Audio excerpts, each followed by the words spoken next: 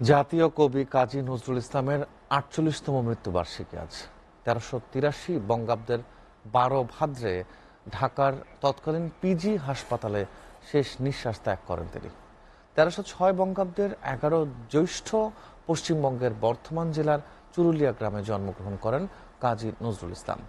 শৈশব থেকেই কঠিন দারিদ্র্য মোকাবেলা করে বড় হয়েছেন তিনি।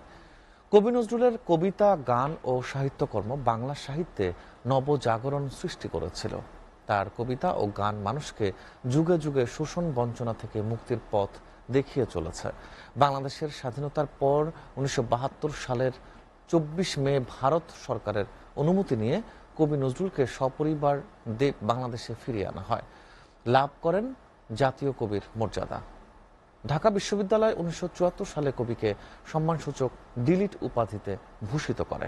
১৯৭৬ সালে বাংলাদেশ সরকার কবিকে বাংলাদেশের নাগরিকত্ব দেয়। একই বছরের ২১ ফেব্রুয়ারি ২১শে পদকে ভূষিত হন জাতীয় কবি।